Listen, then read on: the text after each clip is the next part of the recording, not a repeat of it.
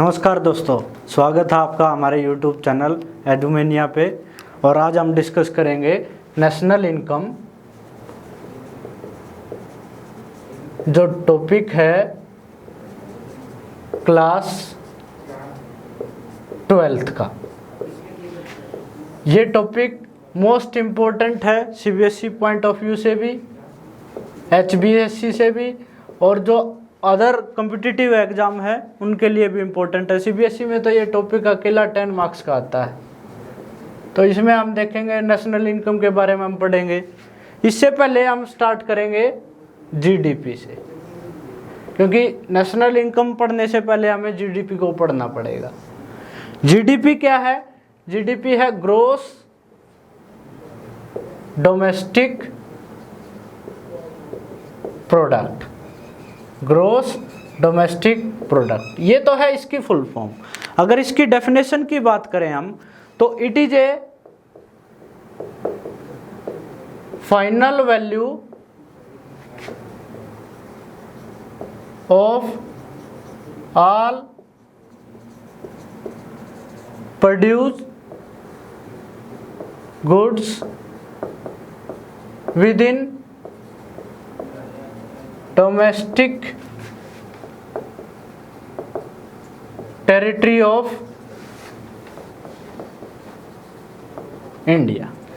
तो it is a final value of all produce goods within domestic territory of India. यहां पर हम दो चीजें देखेंगे, एक what is final value and what is domestic territory. What is final value and what is domestic territory. तो सबसे पहले हम बात करते हैं फाइनल वैल्यू किसको बोलते हैं। तो आप दो तरीके के गुड्स देखते हो, एक फाइनल गुड्स और एक इंटरमीडिएट गुड्स। इंटरमीडिएट गुड्स, तो सबसे पहले आप देखो इंटरमीडिएट गुड्स क्या होते हैं। इंटरमीडिएट गुड्स होते हैं जो with in boundary line of production,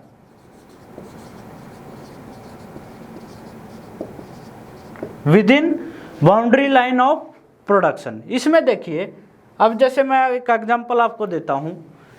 जैसे एक फार्मर्स ने अपने वीट को सेल किया मंडी में 19.75 रुपीज पर केजी। उससे परचेज किया एक फ्लोर मिल वाले ने, परचेज किया 22 रुपीज पर केजी। उसके बाद फ्लोर मिल वाले से एक बर्गर वाले ने इसको परचेज किया 25 रुपीज पर केजी।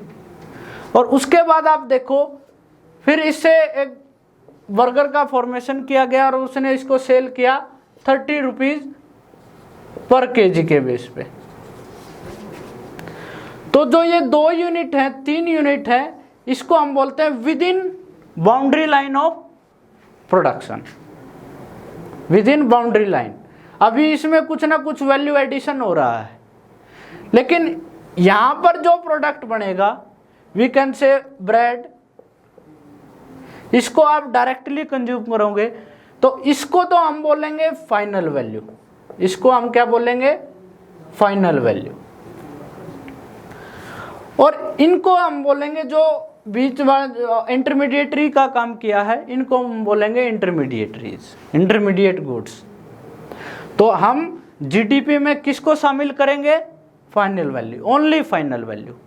अगर आप देखो इन सभी को कैलकुलेट करो तो क्या हो जाएगा? इधर आवर एस्टिमेशन की एक प्रॉब्लम आ जाएगी, आवर एस्टिमेशन, डबल काउंटिंग की एक प्रॉब्लम आ जाएगी। तो उसके लिए हम सभी इन सब को छोड़ देते हैं और जो फाइनल वैल्यू हमारे पास आती है उसको हम काउंट करते हैं। क्लियर है? चलो आगे देखते हैं। अब नेक्स्ट देखिए, नेक्स्ट हमारा टॉपिक है that is domestic territory. Domestic territory में एक तो होता है, जैसे हम, ये हमारी ज्योग्राफिकल बाउंड्री है। जैसे हमारे पॉलिटिकल मैप में जो भी चीज़ें सिचुएटेड हैं उसको हम ज्योग्राफिकल बाउंड्री बोल लेंगे। लेकिन डोमेस्टिक टेरिटरी इससे थोड़ा सा भिन्न है। इसमें आप देखो, अब बहुत सारी फॉरेन एम्बेसी हैं, बहुत सारी फॉरेन एम्बेसी हैं। फॉरेन एम्बेसी देखो, जो दूसरे देशों के दूतावास होते हैं, जो हमारे रिलेशन होते हैं उनसे रिलेटेड, और इसके अलावा दूसरे देशों में इंडियन एम्बेसी भी है, दूसरे देशों में इंडियन एम्बेसी भी है। तो वो जो दूसरे देशों में हमारी एम्बेसी है वो हमारी डोमेस्टिक टेरिटरी का पार्ट हो जाएंगे, वो हमारी डोमेस्टिक टेरिटरी का पार्ट होगी। वहाँ से जो इनकम जनरेट होगी, वहाँ से जो गुड्स एंड सर्विस के प्रोडक्शन होगा, तो वो सब हम अपनी जीडीपी में शामिल करें। क्लियर है? तो अब फाइनली आप देखो, it is a final value of all produce goods as well as service, goods as well as service within domestic territory of India. Clear है? चलो अब इसके आगे देखते हैं। अब हमारा मेन टॉपिक है that is national income.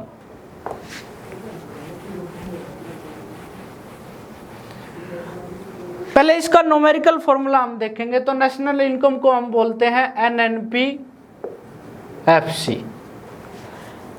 N for net, N for again national, P for product and FC for factor cost,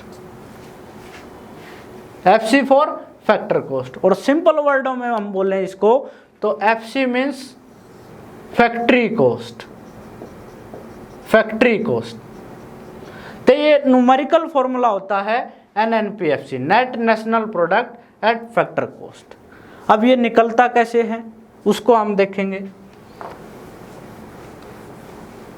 तो देखिए एक सिंपल फॉर्मूला हमारे पास है GDP-MP। MP here means market price,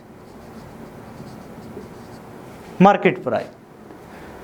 और इसी से हम निकाल लेते हैं NNP-FC।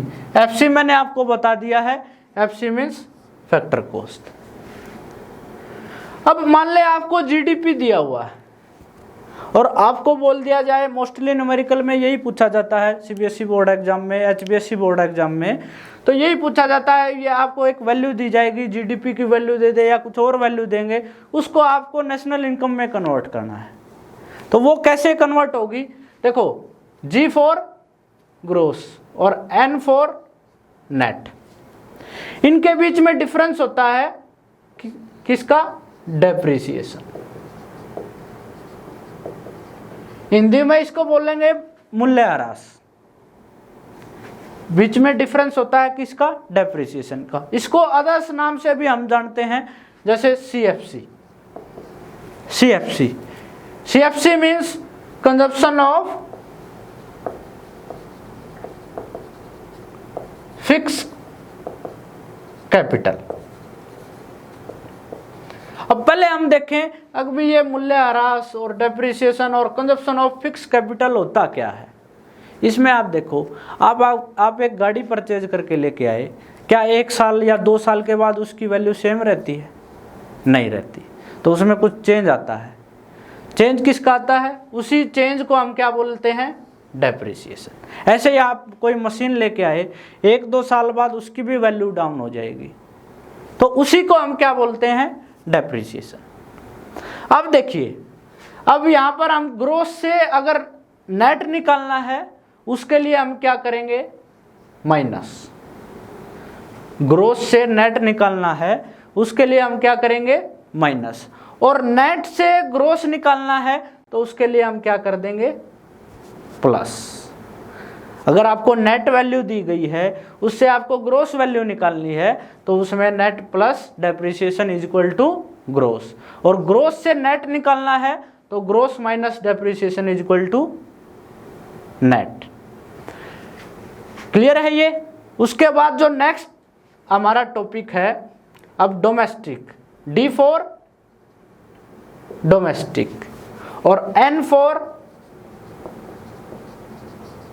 नेशनल। इनके बीच में डिफरेंस होता है NFIA, NFIA। अब ये NFIA क्या होता है, इसमें इसको बोलते हैं हम net factor income from, net factor income from abroad, net factor income from abroad. देखो हमारे देश के कुछ नागरिक बाहर जाते हैं, बाहर से अर्निंग करते हैं, वो इंडिया में वापस भेजते हैं। इसके अलावा हमारे देश में बाहर के नागरिक आते हैं, इधर इनकम अर्न करते हैं, वो अपने देश में स्पेंड करते हैं। उन दोनों की अगर नेट वैल्यू हम निकालें तो उसको हम क्या बोलेंगे, net factor income from abroad. इसके 2 पार्ट हैं। 2 क्या, आपको सिर्फ एक सिंगल पार्ट समझने की यहां पर जरूरत है। एक टर्म आती है net factor income to abroad, net factor income to abroad, यानी कि हमारे देश से विदेशियों ने पैसा कमाया और वो अर्निंग उन्होंने अपने देश में भेज दी, तो टू एब्रॉड, उनको गया है पैसा। ये जो टर्म है यहां पर, ये आएगी नेगेटिव टर्म्स में, क्योंकि हमारे देश से पैसा गया है, तो इसलिए इस टर्म को हम नेगेटिव टर्म्स में यूज करेंगे।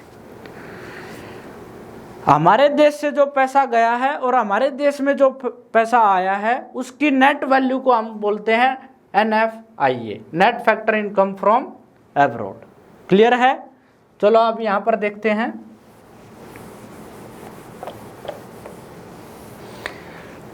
तो इन दोनों के बीच में डिफरेंस क्या है? NFIA, net factor income from abroad.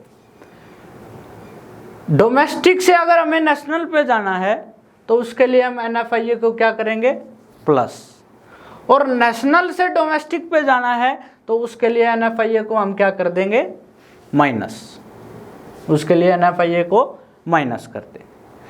यहां पर मान ले आपको एक टर्म, ये वाली टर्म याद हो गई भी, एक बार यहां पर माइनस किया गया है, यहां पर प्लस किया गया है। उसके बाद आगे हम 2 टर्म और यूज करेंगे, एक यहां पर की, और उसके बाद हम MP को FC में कन्वर्ट करते हैं, यहाँ पर भी एक टर्म यूज करेंगे, तो वो उनको इंटर रिलेट किया जाएगा। कैसे? जैसे यहाँ पर माइनस था तो यहाँ पर क्या होगा, प्लस, यहाँ पर प्लस था तो यहाँ पर क्या होगा, माइनस। तो क्लियर है ये डोमेस्टिक और नेशनल वाला कॉन्सेप्ट। चलो उसके बाद P फॉर प्रोडक्ट, ये सेम है, P फॉर प्रोडक्ट। अब यहां पर डिफरेंस जो आता है वो है मार्केट प्राइस, और फैक्टर कॉस्ट। इन दोनों का जो डिफरेंस है वो डिफरेंस होता है NIT। NIT means net indirect tax, net indirect tax. Simple वर्डों में समझें तो देखो, मैंने FC को क्या बताया था आपको, इसको फैक्ट्री कॉस्ट बताया था। अब एक फैक्ट्री में कोई भी प्रोडक्ट अगर बना तो उसकी वैल्यू है मान लो 10 रुपए। क्या मार्केट में भी उसका वही प्राइस होता है? नहीं, जितने वो हाथों में जाएगी उतना ही वैल्यू एडिशन होता चला जाएगा। वो वैल्यू एडिशन किस फॉर्म में होता है? वो वैल्यू एडिशन फॉर्म में होता है NIT के फॉर्म, नेट इंडायरेक्ट, उसमें टैक्स इंक्लूड होता चला जाता है। तो वो फिर फाइनली हमारे हाथ में आता है तो वो किस फॉर्म में, MP, मार्केट प्राइस पे हमें सब कुछ मिलता है, ना कि फैक्टर कॉस्ट पे। अब NIT इनके बीच में मेन डिफरेंस है। NIT को भी कैसे कैलकुलेट किया जाता, IT minus subsidy, IT minus subsidy. IT here means indirect tax, और सब्सिडी, इसमें से सब्सिडी अगर माइनस कर दें तो हमारे पास एक वैल्यू आ जाती है NIT की। और अभी रिसेंट में, अब रिसेंट फिनोमेना ये है, combined form of all indirect tax, combined form of all indirect tax is GST, combined form of all indirect tax is GST, goods and service tax. तो इस तरीके से हम आईटी माइनस सब्सिडी करके हम NIT निकाल सकते हैं, जो कि डिफरेंस है एमपी मार्केट प्राइस में और एफसी फैक्टर कॉस्ट में। क्लियर है? तो इसी पे जैसे मैंने आपको बताया था नेशनल इनकम का फॉर्मूला, इस तरीके से आप एनएनपी एफसी निकाल सकते हो। अब अगेन यहां पर एक चीज देखो, मैंने बोला आप ये फर्स्ट टर्म याद रखिए, ग्रोथ से अगर नेट निकालना है तो उसमें से डेप्रिसिएशन माइनस कर दोगे, नेट से ग्रोथ निकालना है तो डेप्रिसिएशन प्लस कर दोगे। अब आपको ये टर्म याद है अच्छे तरीके से। नेक्स्ट जो कैटेगरी है वो इसका अपोजिट होगा, यहां पर माइनस है तो यहां पर क्या होगा प्लस, यहां पर प्लस है तो यहां पर क्या होगा माइनस। उसके अगेन नेक्स्ट जो कैटेगरी है हमारी एमपी और एफसी वाली, में MP means market price, FC means factor cost. तो जो ये कैटेगरी है इसमें आप देखो यहां पर प्लस था तो यहां पर क्या होगा माइनस एनआईटी, यहां पर माइनस है तो यहां पर क्या होगा प्लस एनआईटी। तो इस तरीके से हम नेशनल इनकम यानी कि एनएनपीएफसी निकाल सकते हैं। अभी एक क्वेश्चन पूछा जाता है व्हाट इज डोमेस्टिक इनकम, उसको हम देखते हैं।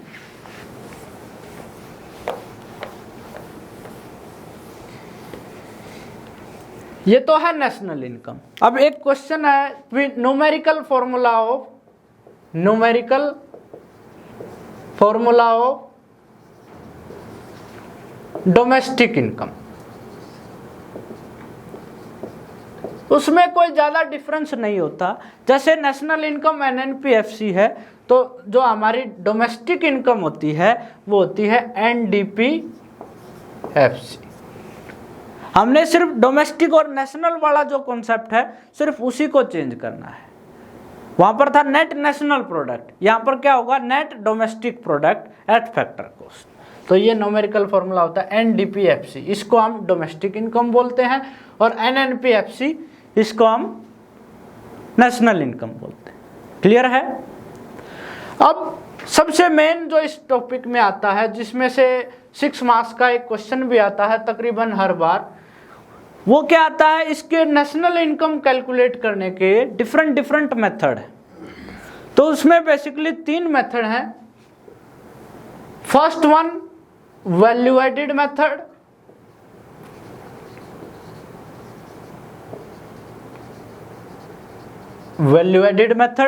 सेकेंड वन इनकम मेथड,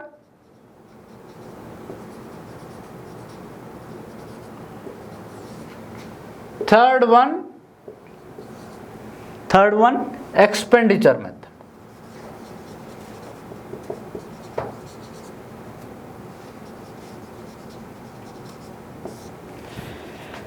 इसमें सबसे पहले अगर हम बात करें वैल्यू एडेड मेथड की, अब जैसे मैंने आपको वैल्यू एडिशन बता दिया था कैसे, जैसे गवर्नमेंट किसानों से गेहूं 19.75 रुपीज में परचेज करती है और उसके बाद उसकी वैल्यू एडिशन होते होते वो 30 रुपीज 35 रुपीज तक पहुंच जाता है, तो वो होता है वैल्यू एडिशन।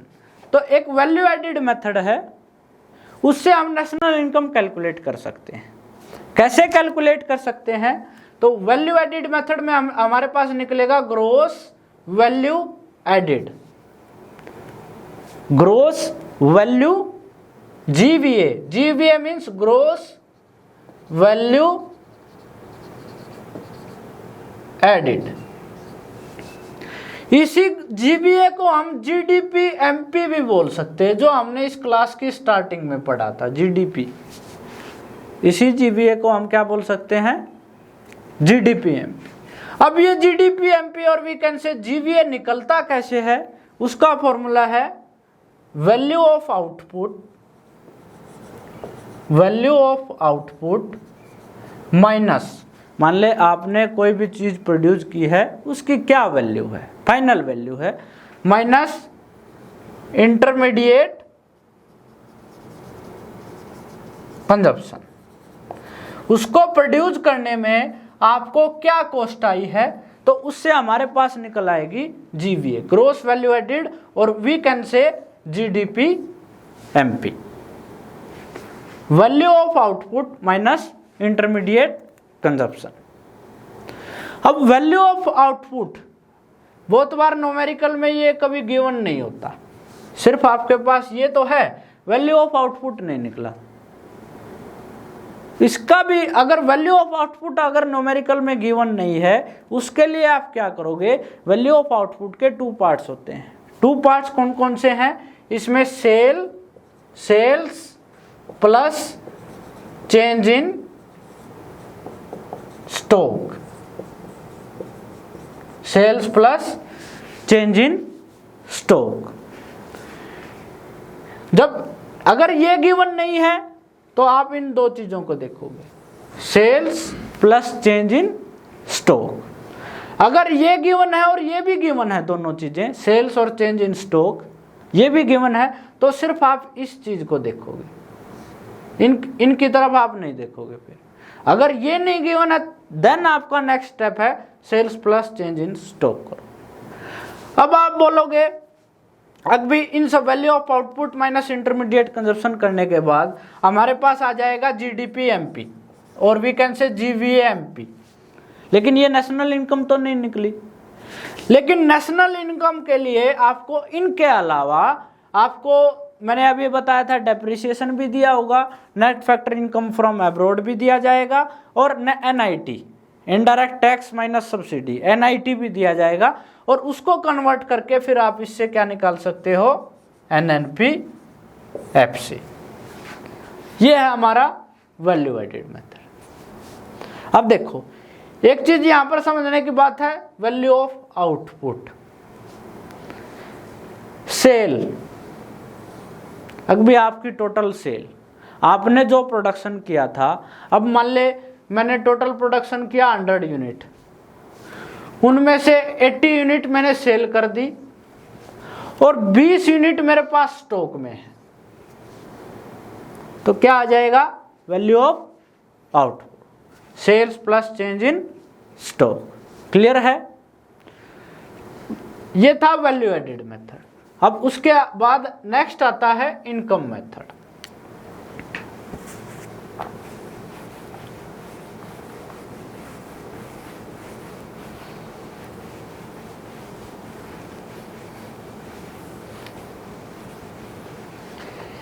नेक्स्ट आता है इनकम मेथड। इसमें बेसिकली हम 3 चीजों को कैलकुलेट करते हैं, compensation of employees, compensation of employees, next operating surplus, operating surplus, next mixed income of self employed. बहुत सारे लोग अपना काम भी करते हैं, सेल्फ एम्प्लॉयड हैं, तो उनकी क्या इनकम हुई। तो इसमें हम 3 चीजें कैलकुलेट करते हैं, compensation of employees, operating surplus और mixed income of self employed. इन सबको प्लस करने के बाद हमारे पास आ जाती है डोमेस्टिक इनकम। क्या आ जाती है, डोमेस्टिक इनकम। और इसका न्यूमेरिकल फॉर्मूला मैंने आपको बताया था, वो क्या था, एनडीपी एफसी। इसका न्यूमेरिकल फॉर्मूला मैंने आपको बताया था एनडीपी एफसी। लेकिन आप बोलोगे कि भी what is compensation of employees, what is operating surplus, तो इसमें क्या है, कंपनसेशन ऑफ एम्प्लॉयज के भी अगेन पार्ट है। भी आपने कुछ काम किया है, उसके बदले आपको वेजेस सैलरी मिले, तो उसको हम क्या बोलते हैं, कंपनसेशन ऑफ एम्प्लॉयज। तो जैसे इसका फर्स्ट पार्ट है wage and salary, wage and salary. Second अगर हम बात करें रिटायरमेंट पेंशन, भाई वो भी आपने सर्विस किया है, उसके बिहाफ पे आपको इनकम होती है, आपको सैलरी मिलती है, रिटायरमेंट पेंशन। उसके बाद अगर हम बात करें भाई employers contribution to employer contribution to social security, और जिसको सिंपल वर्ड में हम बोल सकते हैं पीएफ, प्रोविडेंट फंड, ये पैसा आपको मिले। These are parts of compensation of employee. और वेजेज एंड सैलरी आपको मिलता है अगर आप कुछ कहीं पे भी काम करते हो। हाँ, वेजेज एंड सैलरी आपको कैश में भी मिल सकता है और आपको काइंड में भी मिल सकता है, जैसे आपको हाउस मिल जाए, गाड़ी मिल जाए सर्विस के लिए, ठीक है। उसके बाद भाई पेंशन आपको मिलती है रिटायरमेंट के बाद, और उसके बाद employers contribution to social security, PF. यहां पर एम्प्लॉयर्स यानी जिसने आपको काम दिया, फैक्ट्री ओनर, वो होते हैं एम्प्लॉयर्स। एम्प्लॉय जो आप काम कर रहे हो उनको हम बोलते हैं एम्प्लॉय। तो फर्स्ट पार्ट था हमारा compensation of employees. Next part इसमें आता है दैट इज ऑपरेटिंग सरप्लस, उसको हम देखते हैं अब।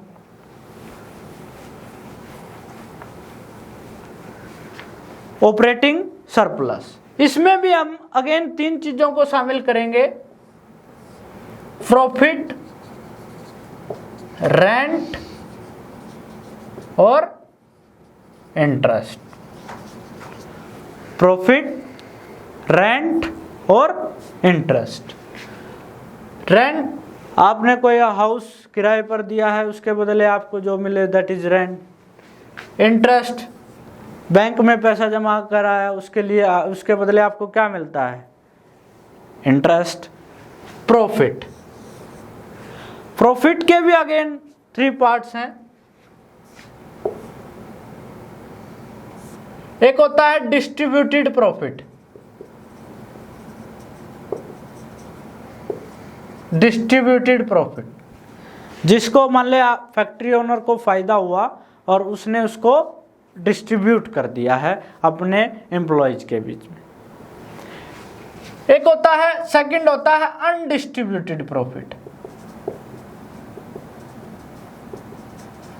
अनडिस्ट्रीब्यूटेड प्रॉफिट, अनडिस्ट्रीब्यूटेड ओनर कभी अपने अमाउंट का, अपने प्रॉफिट का कुछ ना कुछ पार्ट डिस्ट्रीब्यूट नहीं करता है। क्यों? फर्दर एक्सपेंशन के लिए, फर्दर इन्वेस्टमेंट के लिए। तो उसको हम क्या बोलेंगे, अनडिस्ट्रीब्यूटेड प्रॉफिट। और तीसरा पार्ट इसमें क्या होता है, corporate tax. Corporate tax, again यहां पर आपको ये देखना है, जैसे मैंने आपको कंपनसेशन ऑफ एम्प्लॉयज के पार्ट बताए थे, इसके भी 3-4 पार्ट थे। अगर ये दिया हुआ है कंपनसेशन ऑफ एम्प्लॉयज और वो पार्ट भी आपको दे रखे हैं, तो सिर्फ आप इसी को इंक्लूड करोगे, उनको नहीं देखोगे। ये नहीं दिया हुआ और आपको पार्ट्स दिए गए, चाहे एक पार्ट भी दिया हो, आपको पार्ट्स दिए गए हैं, तो फिर आप उस पार्ट्स को इंक्लूड करोगे। यहां पर भी अगर आपको डायरेक्टली ऑपरेटिंग सरप्लस दे दिया टोटल, तो आप इनमें से किसी को नहीं इंक्लूड करोगे, सिर्फ ऑपरेटिंग सरप्लस। चाहे ये रेंट भी दिया हो, इंटरेस्ट भी दिया हो, या कोई और चीजें भी हमें दी गई हो, नहीं, सिर्फ ऑपरेटिंग सरप्लस को आप इंक्लूड करोगे। नेक्स्ट, रेंट दिया हुआ है, इंटरेस्ट दिया हुआ है और प्रॉफिट दिया हुआ है, तो आप इन तीनों चीजों को इंक्लूड करोगे। प्रॉफिट नहीं दिया हुआ, प्रॉफिट के जगह एक सिर्फ ये टर्म दी गई है अनडिस्ट्रीब्यूटेड प्रॉफिट, तो आप किसको शामिल करोगे, इसको। तीनों दी गई है तो तीनों को शामिल करोगे, distributed profit, undistributed profit and corporate tax. Last इसमें आप देखो mixed income of self employed. भी जो बहुत सारे लोग सेल्फ एम्प्लॉयड हैं, उनको जो इनकम होती है उसको हम इस कैटेगरी में, ये हमेशा ही डायरेक्ट फॉर्म में आता। तो इन सबको जोड़ने के बाद हमारे पास आ जाता है NDP-FC, जिसको हम बोलते हैं डोमेस्टिक इनकम। ये हमारा इनकम मेथड था नेशनल इनकम कैलकुलेट करने के लिए। इसमें अगर हम एक न्यूमेरिकल सॉल्व करके देखें तो जैसे मैं आपको कुछ टर्म देता हूँ, टर्म देने के बाद आप कैसे इसको सॉल्व करेंगे वो हम देखते हैं।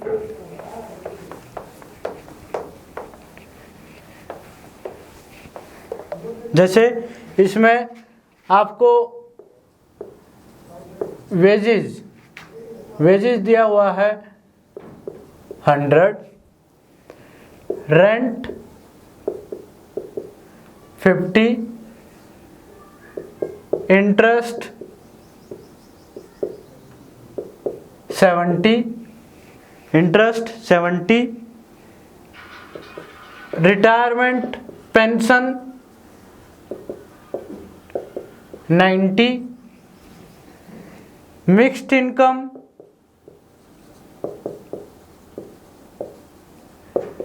200, मिक्स्ड इनकम 200। उसके बाद आप देखो इसमें undistributed profit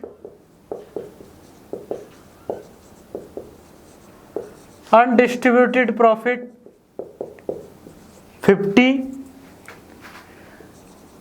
corporate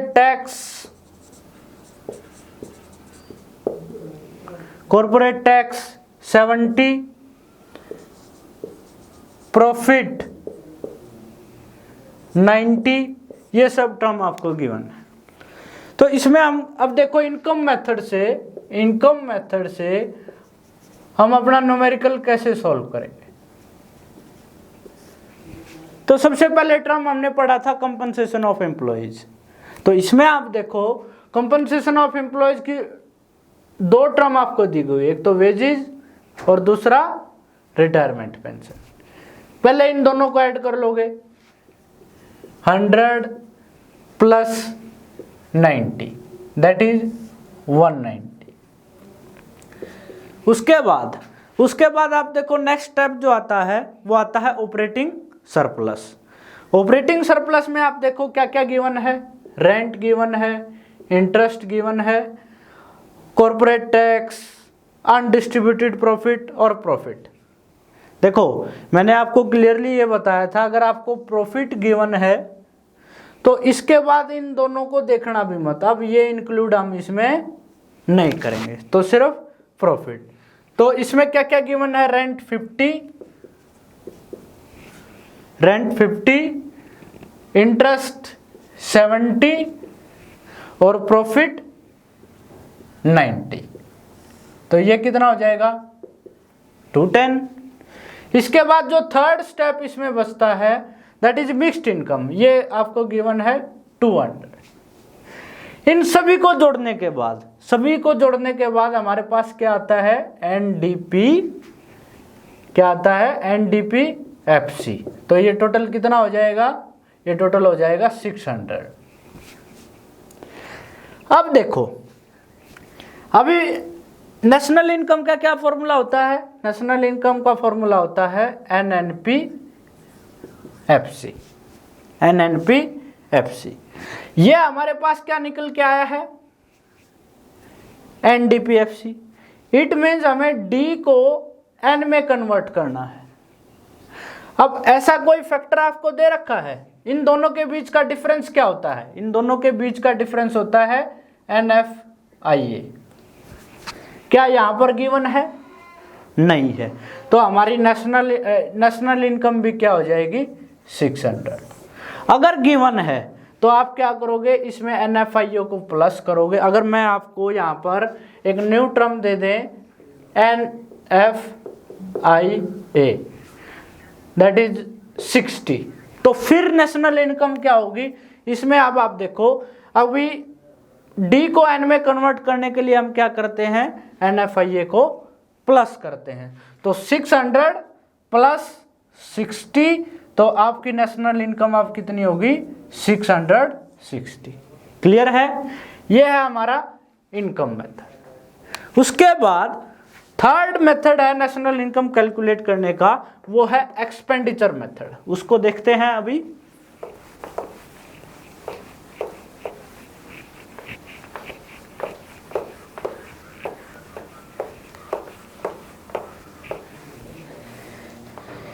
third method है एक्सपेंडिचर मेथड। इसमें क्या क्या चीजें शामिल होती है? इसमें होता है फर्स्ट टर्म, फर्स्ट देखिए, final consumption expenditure, final consumption expenditure.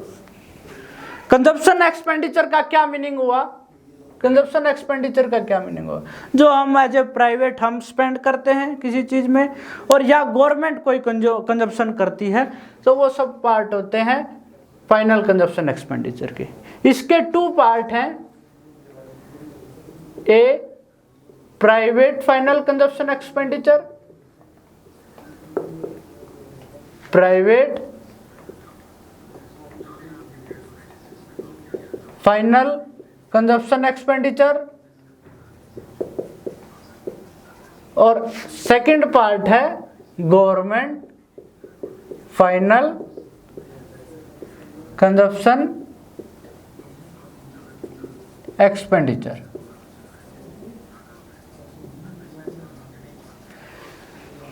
Private means हम इंडिविजुअल, कोई भी प्राइवेट इंस्टीट्यूशन है वो कोई एक्सपेंडिचर करे, कंज्यूम करे कुछ। गवर्नमेंट यानी कि गवर्नमेंट भी बहुत सारा एक्सपेंडिचर करती है, कंजप्शन करती है, तो इन दोनों को मिलाकर के क्या बन जाता है? Final consumption expenditure. अगेन यहां पर भी आपको ध्यान में रखना है, अगर आपको फाइनल कंजप्शन एक्सपेंडिचर गिवन है तो ये दोनों भी गिवन है साथ के साथ, तो आपने सिर्फ इसको इंक्लूड करना है। उसके बाद अगर ये गिवन नहीं है और फिर इन दोनों को भी आप शामिल, फिर इन दोनों को देखोगे, प्राइवेट फाइनल कंजप्शन एक्सपेंडिचर और government final consumption expenditure. Next, second जो पार्ट है इसका, that is gross domestic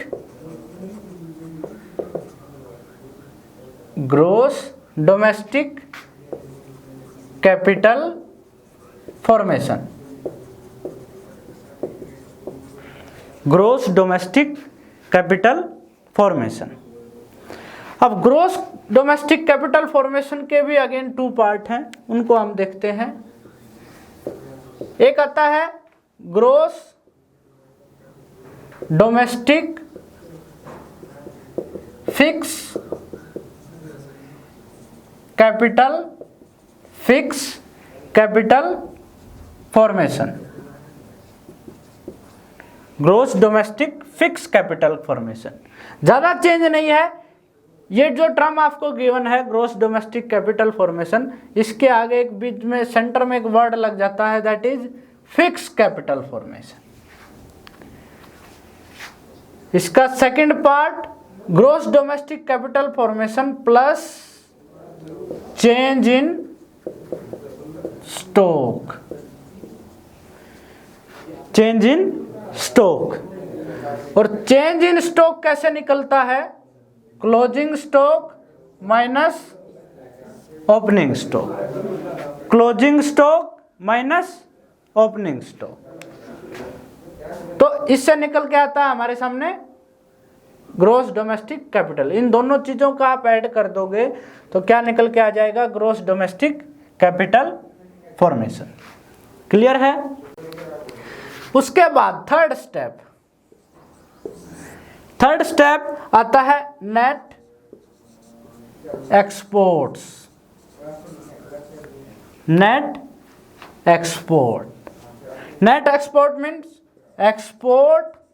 export means जो हम विदेशों में अपना सामान बेचते हैं, minus import. Export minus import, तो इससे क्या निकल के आ जाएगा हमारे पास?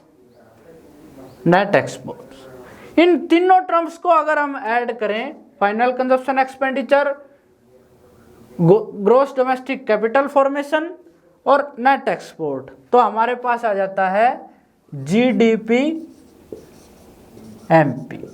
क्या आ जाता है? GDP MP. अभी एक चीज आप देखो, एक यहां पर याद रखने की जरूरत है। देखो, हमने जो वैल्यू एडिड मेथड किया था उसमें भी हमारे पास सभी टर्म्स को ऐड करने के बाद क्या आया था? GDP MP. क्या आया था? GDP MP, gross domestic product at market price. अब यहां पर सेकंड एक्सपेंडिचर मेथड जो है, इसमें भी सभी टर्म्स को ऐड करके हमारे पास क्या आता है? GDP MP. एक इनकम मेथड ऐसा है जिसमें ऐड करके हमारे पास जीडीपी एमपी नहीं आता, एनडीपीएफसी यानी कि डोमेस्टिक इनकम हमारे पास आती है, डोमेस्टिक इनकम। ये याद रखना बहुत जरूरी है। सिर्फ इनकम मेथड में एनडीपीएफसी आता है, अदरवाइज वैल्यू एडिड मेथड और एक्सपेंडिचर मेथड में हमारे पास क्या आता है? GDP MP. क्लियर है? चलो अब हम सॉल्व करते हैं, एक्सपेंडिचर मेथड का एक न्यूमेरिकल सॉल्व करते हैं।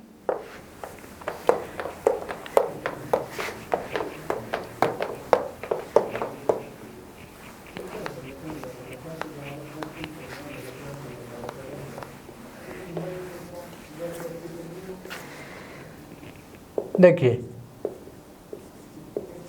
Expenditure method,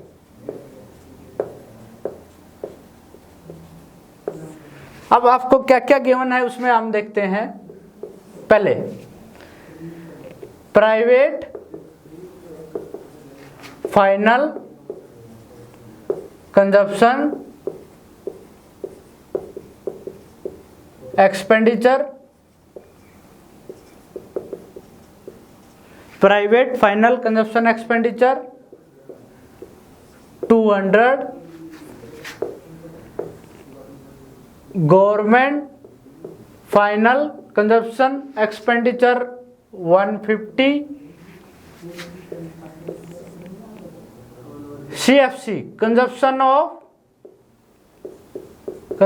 of fix capital, consumption of fix capital 50, gross domestic capital formation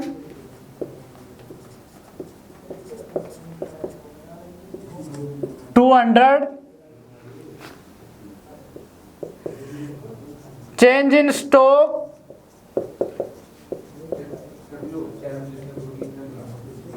50,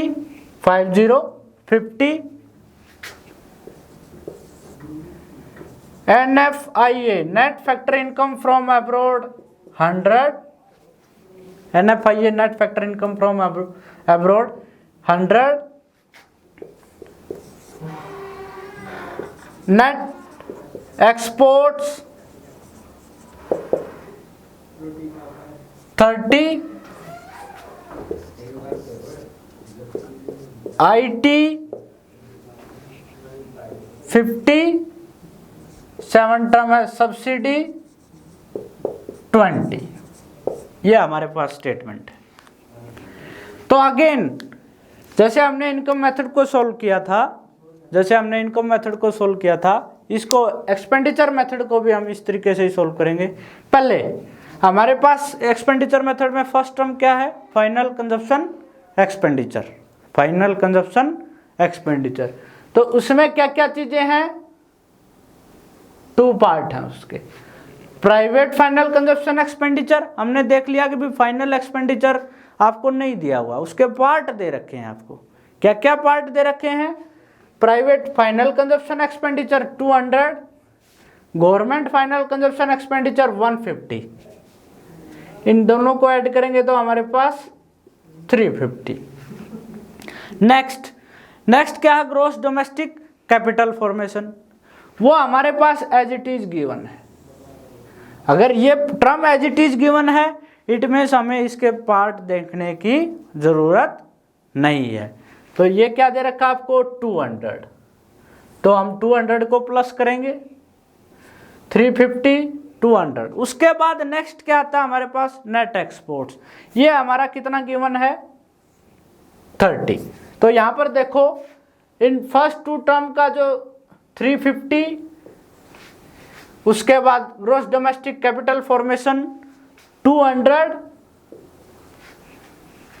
net export 30, इन तीनों चीजों को ऐड करोगे आप तो आपके पास क्या आ जाएगा 580।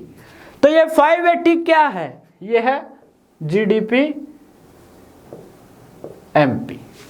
क्या है, जीडीपी एमपी। अब ये आपके पास जीडीपी एमपी है, तो हमें निकालनी क्या है, हमें निकालनी है एनएनपी एफसी, यानी कि नेशनल इनकम।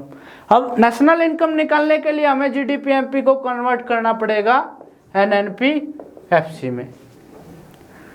तो देखो जीडीपी हमारे पास कितनी आई 580, जी को एन में कन्वर्ट करेंगे तो क्या करना पड़ेगा, जी को एन में कन्वर्ट करेंगे तो क्या करना पड़ेगा, डेप्रिसिएशन को माइनस करना पड़ेगा। डेप्रिसिएशन क्या गिवन है, कंजप्शन ऑफ फिक्स कैपिटल, इसी को हम क्या बोलते हैं, इसी को हम डेप्रिसिएशन भी बोलते हैं। तो ये कितना हो गया 50, तो हम क्या करेंगे 50 माइनस। नेक्स्ट स्टेप क्या होगा, डी को एन में कन्वर्ट करेंगे, डोमेस्टिक को नेशनल में कन्वर्ट करेंगे, और डोमेस्टिक को नेशनल में कन्वर्ट करते हैं तो उसके लिए क्या करना पड़ेगा, प्लस NFIA। ये कितना गिवन है, ये कितना गिवन है आपके पास 100, तो प्लस 100।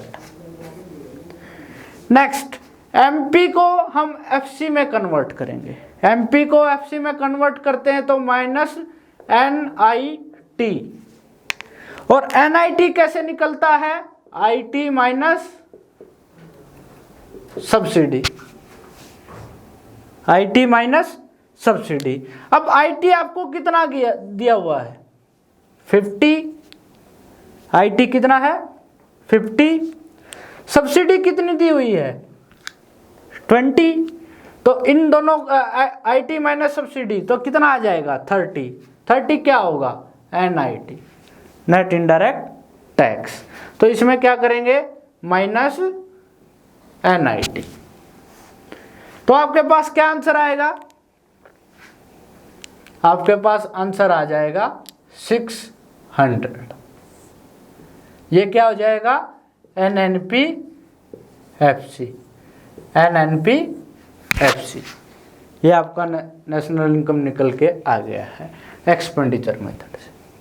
क्लियर है सभी को। अभी एक क्वेश्चन हम करते हैं वैल्यू एडेड मेथड का, जो हमारा रिमेनिंग है।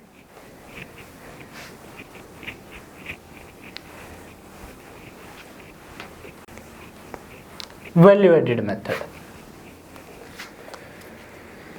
इन सम्स को जितना प्रैक्टिस करोगे उतना ही आप इजीली सॉल्व कर पाओगे। तो नेक्स्ट है वैल्यू एडेड मेथड। तो आपको दिया गया है क्या, इसमें आप देखो आपको दिया है sale 500, change in stock -100, intermediate consumption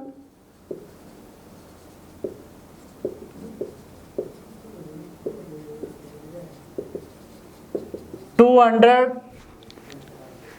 NIT 50, NFIA 70। अब इससे नेशनल इनकम हमें निकालनी है, इससे हमें नेशनल इनकम निकालनी है। तो फॉर्मूला क्या है हमारे पास, gross value added, or we can say GDPMP is equal to value of output minus intermediate consumption। तो इसमें आप देखो वैल्यू ऑफ आउटपुट कैसे निकालेंगे हम, sales plus change in stock. Sale कितना गिवन है, आपके पास 500। चेंज इन स्टॉक कितना है, वैसे तो प्लस होगा लेकिन चेंज इन स्टॉक आपको -50 दिया हुआ है, तो माइनस करेंगे हम तो कितना आएगा 450। ये आ गया वैल्यू ऑफ आउटपुट। इसमें से हम इंटरमीडिएट कंजप्शन को माइनस करेंगे, वो कितना गिवन है 200। तो हमारे पास जीडीपीएमपी कितना आ जाएगा 250। अब इस 250 ये आ गया जीडीपीएमपी। अगेन इसको हम किस में कन्वर्ट करेंगे, एनएनपीएफसी में, एनएनपीएफसी। तो इसमें आप देखो 250, अब जी को एन में करेंगे माइनस डेप्रिसिएशन, तो डेप्रिसिएशन गिवन है, नहीं गिवन है, तो इट मीन्स ये टर्म क्या हो जाएगी 0। फिर डोमेस्टिक को नेशनल में कन्वर्ट करेंगे, तो उसके लिए हम क्या करते हैं, एनएफआईए को प्लस, ये हमें गिवन है 70। फिर एमपी को हम एफसी में कन्वर्ट करते हैं, तो ये टर्म हमारी कितनी है, एनआईटी हमें गिवन है, तो एनआईटी को हम माइनस करेंगे तो -50। तो हमारी नेशनल इनकम क्या निकलेगी 270। ये आ जाएगी हमारे पास एनएनपीएफसी। क्लियर है। चलो आज के लिए इतना ही। आपका हमारे साथ जुड़ने के लिए धन्यवाद और होप आपको ये चैप्टर समझ में आया होगा। Thank you.